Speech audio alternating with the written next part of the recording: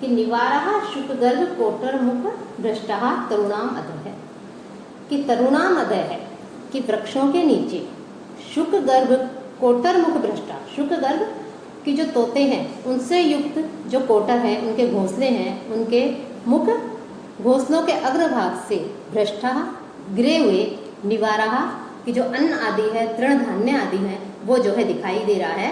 तो इसको देख करके एक ही लग रहा है कि आश्रम की सीमा है। साथ ही क्वचित कहीं कहीं इंगुदी फल विध है, कि इंगुदी का जो फल है, इंगुदी नामक एक वृक्ष विशेष होता है और उसके जो फल होते हैं उसके फलों से तेल निकालकर मुनि लोग उसका प्रयोग करते हैं। और जिन पत्थरों पर इस फल को तोड़ा जाता है तो पत्थर भी चिकने हो जाते हैं। तो ऐसे चिकने पत्थर जो है वहाँ आश्रम के वहाँ पर जो है दिखाई दे रहे हैं। तो कह रहे हैं कि इंगुदी फल को तोड़ने के कारण प्रस्निग्धा चिकने हुए जो उपलाह पत्थर हैं वो सूच्यन्ते वो दिखाई दे रहे हैं। तो उनको देख करके भी लग रहा है कि आश्रम की सीमा है।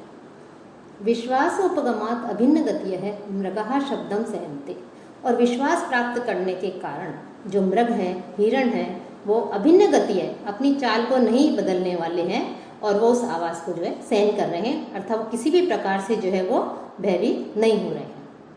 तोयाधार पथा और सरोवरों के जो मार्ग हैं उस मार्ग से वल्कल शिखा निश्चंद है। उस सरोवरों में, तालाबों में स्नान करके जब ऋषि मुनि आते हैं तो उनके वल्कल जो वस्त्र है, उनकी जो शिखा है, अग्रभाग है, उस अग्रभाग से निश्चंद है टपकते हुए जो जल है उसके रेखांकिता, उस जल की रेखा से जो है चिन्ह बन गए हैं, उस जल की रेखा जो है दिख रही है। तो ऐसा देख करके लग रहा है कि ये जो है आश्रम की सीमा है। फिर सारथी कहता है कि सर्वम उपपन्नम, सब ठीक है, कि यह सब ठीक है, कि हाँ वास्तव में ये आश्रम की सीमा है। वो भी इस बात से सहमत हो जाते हैं। तब राजा कुछ दूर चल करके कहते हैं तपोवन निवासी नाम उपरोधो माँ भूत एतावत्तेव रथम स्थाप्य यावत अवतरामी। कह रहे कि हम रथ पर आए हैं तो तपस्वियों को किसी प्रकार से कोई पीड़ा नहीं हो। वो जो है वो उन्हें नहीं लगे कि हम राजा हैं, हम यहाँ आए हैं रथ की आवाज़ से, कोई पूजा कर रहा होगा, कोई यज्ञ आदि कर रहा होगा, कोई अपने अपने कार्यों में लगे हुए होंगे, तो वो उनके कार्यों में किसी प्रकार से कोई विघ्न नहीं हो, उन्हें कष्ट नहीं हो, तपोवन वासियों को कोई पीड़ा नहीं हो, इसलिए यहीं पर जो है रथ को रोक दो, मैं भी नहीं उतर जाता हूँ। सारथी कहता है कि ठीक है, मैं जो है लगाम को खींचता हूँ। फिर राजा उतर करके कहता है कि हे सारथी, तपोवन में जो है विनीत वेशेन प्रवेष्टव्यानि तपोवनानि नाम, कि आश्रम में हमेशा विनम्र वेश में प्रवेश करना चाहिए, कि सादा वस्त्र में, आश्रम की मर्यादा के अनुकूल वस्त्रों में जो है प्रवेश करना चाहिए। हम अभी शिकार पर आए थे और राजा हैं तो अपने शिकारों के अनुरूप, राजा के अनुरूप जो है वेशभूषा पहन करके हम यहाँ पर आए हैं। अब चूंकि हम आश्रम में प्रवेश कर रहे हैं इसलिए जो है विनम्र वेश में, साधारण वेशभूषा में प्रवेश करना चाहिए, इसलिए आप ये सब ले लीजिए। ऐसा कह करके अपने आभूषण और धनुष आदि जो है वो उनको सारथी को दे देता है। और फिर कहते हैं कि यावत आश्रम वासिन है प्रत्यवेक्षे अहम उपावर्ते तावत आर्ध पृष्ठ क्रियंताम वाजिन है, कि जब तक मैं आश्रम में जाकर के आश्रम वासियों से, तपस्वी जनों से मिलकर वापस आता हूँ, तब तक तुम अश्वों की पीठ को भी गीली कर दो और उन्हें भी विश्राम करा दो, अर्थात वो भी थक गए हैं तो उन्हें भी विश्राम करा दो। सारथी कहता है बहुत अच्छा। राजा घूमकर और देख करके इदम आश्रम द्वारम यावत प्रवेशामि, ये आश्रम का मार्ग है, ठीक है मैं प्रवेश करता हूँ।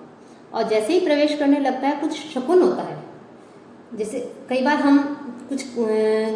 हमें भी आभास होता है कोई उसे शकुन शास्त्र के अनुसार जब कई बार हमारे दांत, आँख फड़कने लगती है, दाएं भुजा फड़कने लगती है, तो हम कहेंगे अच्छे शकुन हो रहे हैं, आज तो कुछ न कुछ होने वाला है। तो शकुन जो है वो शुभ भी होते हैं और अशुभ भी होते हैं। तो राजा जैसे ही उस आश्रम में प्रवेश करने लगता है, कुछ शकुन होते हैं कि राजा जो है उसकी भुजा जो है वो फड़कने लगती है। तो उसको देख करके वो कह रहे हैं कि शुभ शकुन की सूचना मिलती है उसे। तो कह रहे हैं कि शांतम इदम आश्रम पदम स्फुरति च बाहु कुतः फलम इहास्य अथवा भवितव्यानाम द्वाराणि भवन्ति सर्वत्र। तो ये महत्वपूर्ण श्लोक भी है और इसमें ये उक्ति भी आ जाती है भवितव्यानाम द्वाराणि भवन्ति सर्वत्र। ये इसका तात्पर्य भी पूछ लेते हैं। तो कह रहे हैं कि इदम आश्रम पदम शांतम, ये आश्रम जो है ये पूर्ण रूप से शांत है। और बाहु चय स्फुरति, और मेरी दाहिनी भुजा जो है वो फड़क रही है। यह यहाँ पर अस्य फलम कुतः, इसका फल कैसे प्राप्त हो सकता है, अर्थात नहीं मिल सकता। कि ये आश्रम जो है ये शांत है, शांत स्थान है, शांति प्रधान तपस्वियां निवास करते हैं। और जैसे ही इस आश्रम में प्रवेश करने लगा हूँ, मेरी दाहिनी भुजा जो है वो फड़कने लगी है। शकुन शास्त्र के अनुसार जब पुरुष की दाहिनी भुजा फड़कती है तो उसका अर्थ है सुंदर स्त्री की प्राप्ति का ये सूचक है। तो राजा कह रहा है कि श्रृंगार प्रधान जो लोग हैं उनका यहाँ पर क्या काम, ये तो तपस्वी लोग हैं और यहाँ पर मुझे स्त्री की प्राप्ति कैसे हो सकती है। अथवा फिर वो खुद ही कहते हैं भवितव्यानाम द्वाराणि, कि जो होने वाला होता है उसके लिए मार्ग सर्वत्र भवंती, हर जगह होते हैं, उसके द्वार सब जगह होते हैं। कि अवश्यम भावी, बातों के लिए जो होना होता है उसके लिए सर्वत्री द्वार होते हैं। अर्थात यह पूर्ण रूप से असंभव है कि मुझे यहाँ पर मेरी दाहिनी भुजा फड़क रही है और शकुन शास्त्र के अनुसार तो मुझे यहाँ स्त्री प्राप्ति होनी चाहिए, लेकिन ये आश्रम है, शांत है, यहाँ तपस्वी जन रहते हैं, तो यहाँ सर्वथा असंभव है। लेकिन इसके तुरंत बाद उनके मन में विचार आता है कि शकुन शास्त्र जो है वो असत्य, झूठा भी नहीं हो सकता, असत्य भी नहीं हो सकता। फिर वो इस निर्णय पर पहुंचते हैं कि अवश्य ही भवितव्यानाम द्वाराणि, कि होने वाली जो बातों के लिए जो द्वार है वो हमेशा ही जो है वो खुले रहते हैं। कि यदि मुझे श्रेष्ठ स्त्री की लाभ होना लिखा है तो कहीं भी हो सकता है, भले ही वो नगर हो अथवा आश्रम हो। तभी जो है पर्दे के फिर नेपथ्य पर्दे के पीछे से आवाज आती है, इतः इतः सखियों, हे सखियों इधर आओ, इधर आओ। राजा कान दे करके अये दक्षिणेन वृक्ष वाटिकाम आलापयिव श्रूयते, कि जो दक्षिण की तरफ जो वृक्ष वाटिका है यहाँ पर जो है ये वार्तालाप सुनाई दे रहा है, यहाँ पर जो है आवाज आ रही है। फिर राजा घूमकर और देख करके अये एतः आश्रम तपस्वी कन्या कहा स्व प्रमाण अनुरूपे ही सेचन घटे ही बाल पात्पेभ्य पयो दातुम इत एव अभिवर्तन्ते। राजा घूमकर और देखकर कहता है कान लगा करके कि अरे कि इसके दक्षिण में, आश्रम के दक्षिण दिशा में ये वार्तालाप सुनाई दे रहा है और इसी स्थान पर ये तपस्वी कन्याएं हैं, ये स्व प्रमाण अनुरूप ही अपने अपने प्रमाण के अनुरूप, अपने अपने सामर्थ्य के अनुसार, अपने अपने शक्ति के अनुरूप जो पौधों को सींचने के जो घड़े हैं उन घड़ों से छोटे पौधों को, बालपात पे भी छोटे पौधों को पयो दातुम पानी देने के लिए इधर ही जो है इत एव अभिवर्तन्ते, इधर ही आ रही है। ध्यान से देख करके अहो मधुरम आसाम दर्शन, अरे इनका दर्शन तो बहुत अधिक मधुर है, अत्यधिक सुंदर है, कि देखने में जो है बहुत सुंदर दिखाई दे रही है। इनका जो रूप है वो चित्त को आह्लादित करने वाला है। शुद्धांत दुर्लभम इदम वपुः आश्रम वासिनो यदि जनस्य दूरीकृतः खलु गुणैः उद्यान लता बल लता भी। यहाँ पर राजा जो है जिन शब्दों में आश्रम की कन्याओं के सौंदर्य का वर्णन करता है उससे प्रतीत होता है कि राजा को इन्हें देखने से पूर्व ये विश्वास था कि सौंदर्य तो केवल राजमहलों में, राजप्रसादों में ही रहता है, अन्यत्र नहीं। और राजा का जो निवास है वहाँ पर जो है सुंदर सुंदर सुंदरियों को एकत्र किया जाता था। अब राजा का यह विश्वास उस समय पूर्णतः जो खंडित हो जाता है जब वो शकुंतला और उनकी सखियों के सौंदर्य को देखता है। तो उनके सौंदर्य को देख करके राजा को ये कहना पड़ता है कि वन की लताओं ने जैसे उपवन की लताओं को भी तिरस्कृत कर दिया है। तो यहाँ पर जो शकुंतला और प्रियंवदा है उन्हें जो है वन की लता के विषय में कहा गया है, और उपवन की लताएं, उद्यान की लताएं जो है वो अन्य रमणीय स्त्रियां हैं, राजमहलों की स्त्रियां हैं, उनके विषय में बताया।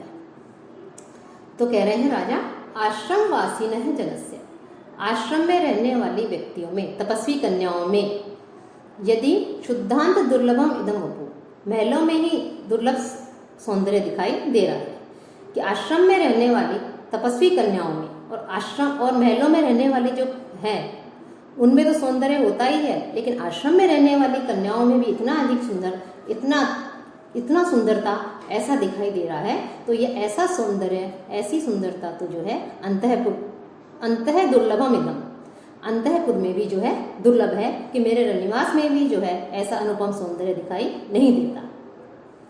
तो ये निश्चित रूप से कहना पड़ेगा कि उद्यान लता कि उद्यान जो लता है वन लताओं के द्वारा सुगंधित कोमलता आदि गुणों से जो उद्यान लताएं हैं उन लताओं को वन लताओं के द्वारा गुणों के द्वारा दूरीकृतः उन्हें जो है तिरस्कृत कर दिया गया है कि तो ऐसा सौंदर्य यदि आश्रम में रहने वाली तपस्वी कन्याओं का है कि जो अंतःपुर में भी दुर्लभ है, तो निश्चय ही उपवन की लताओं को, उद्यान की लताओं को वन लताओं के द्वारा अपने सौंदर्य और कोमलता आदि गुणों के कारण से जो है उनसे को जो है तिरस्कृत कर दिया गया है।